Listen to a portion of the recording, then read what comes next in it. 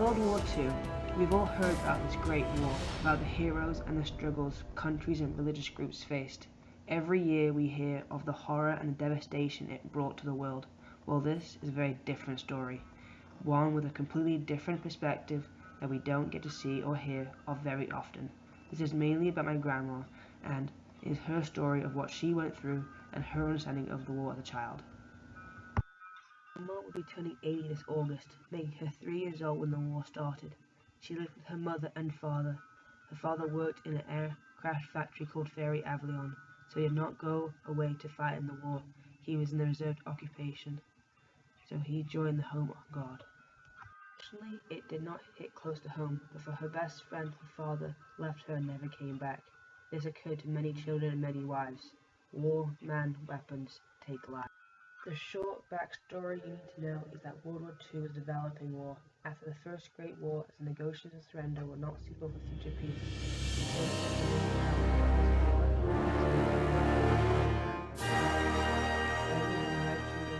France, and the USSR. After a bit of tension for many years, the spark of the war was the assassination of the Archduke, and World War II began. 1941, my grandmother was off to school. She took a gas mask with her and had to practice putting it on daily, also going to large air raid shelters in the school grounds. As she was so young, the routine of practicing how to put on a gas mask and how to quickly lift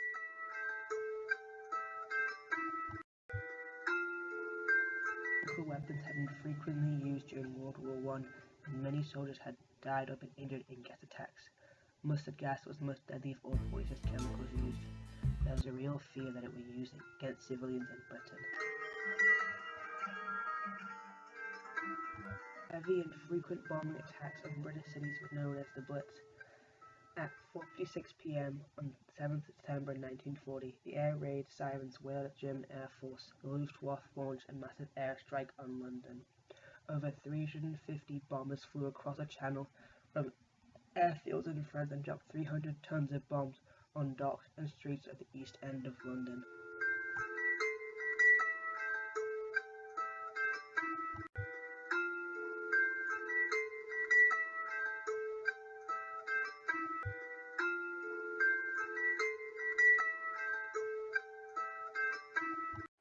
The shelters were half buried in the ground with earth heaped on top to protect them from bomb blasts. They were made from 6 corrugated iron sheets bolted together at the top. The end was protected by a steel shield and an earthen blast wall. The 21st of September 1940, the London Underground started to be used as an air raid shelter. On the busiest night in 1940, 177,000 people slept on the platforms. Families, schools, and hospitals were all told to put up windows and doors.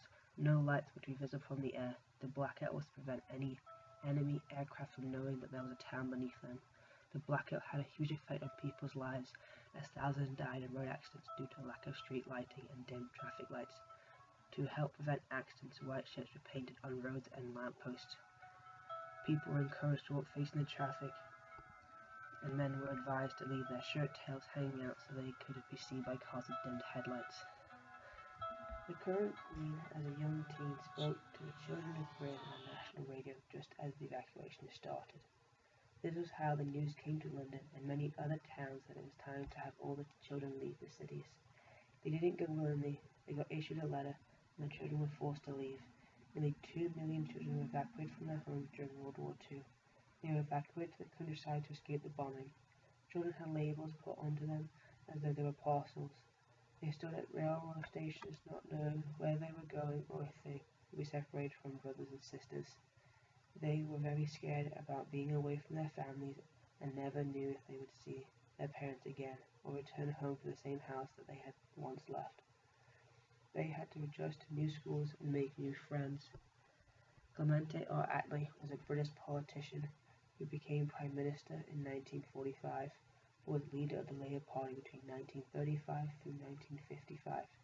He claimed that the removal of British children population was a matter of utmost urgency, that without a future generation safe, there would be no future for Britain. The placement of children was not always the family's decision, but at times that made it easier. Placement of children was not always the family's decision, but at times that made it easier, as responsibility for the care of the evacuated children had been delegated to the various state governments and the Commonwealth government. In conjunction with the state child welfare departments, citizens' committees were set up to undertake the general working organization and receptions.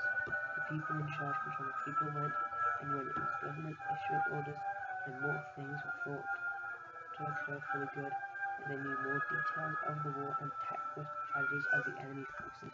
The process of moving children was dependent on many things, mostly transportation, and this was dangerous as it was a target zone in the war, and was vital for transporting war supplies, troops, and resources.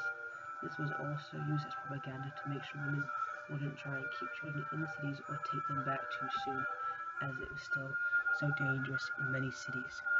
Cities were mostly under attack as they had greater possibility of large numbers of casualties, but they were also main areas of war supply and factories like armories. In some cases, not all children were sent to the country burn, as there wasn't always a guarantee for the safety of all the children.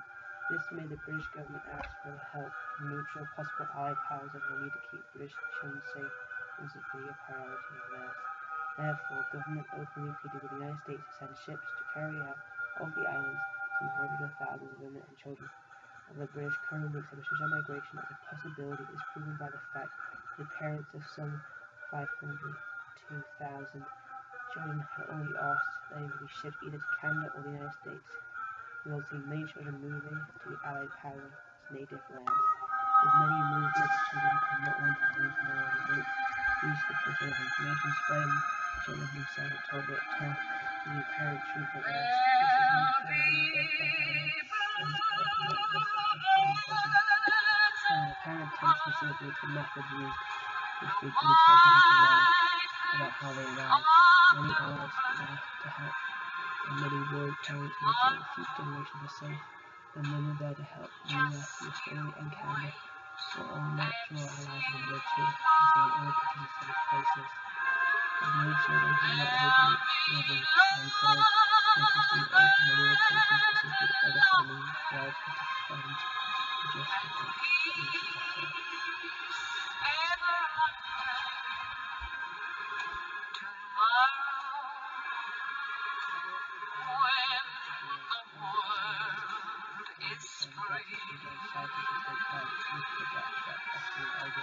You went to school, you had friends, in the garden, you had old friends, but never really was that big castle. A grandma surprised them to claim that this memory is so vivid and per generation unknown, that virtually everyone has some memory linked. Music in the 1940s was big band, and swing music was very popular. One of the most popular things at the time was Royal William, who sang songs like We'll Meet Again, and Nelly's Bluebirds over the wet cliff of Dover. When war broke out, most sporting events were stopped, so children mostly played war games and cards.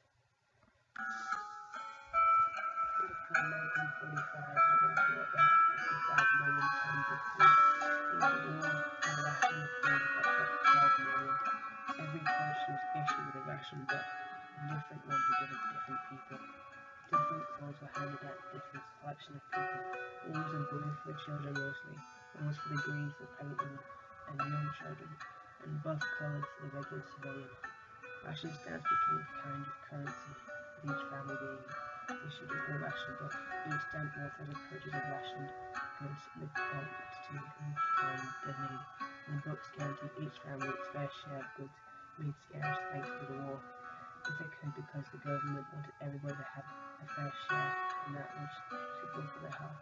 It was introduced in the beginning of the 1940s.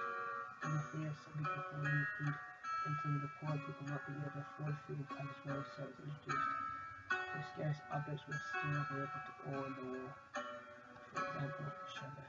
This was a way that everyone was doing the same thing. No one really could hide from the devastation, and the people had to be able to keep moving forward. Food rationing was not stopped until 9 years after the war, in July of 1954. When returning home, she was 8 years old, and many things had changed, and many buildings were no longer there. The school that she went to when she was 3 was blown to pieces by the bomb craters and playgrounds. Needless to say, many have evacuated that area, and these homes that were in the streetcar just like any other people in the UK and celebrate to remember. Thank you to my grandma, Amy, for doing local information, and thank you for listening.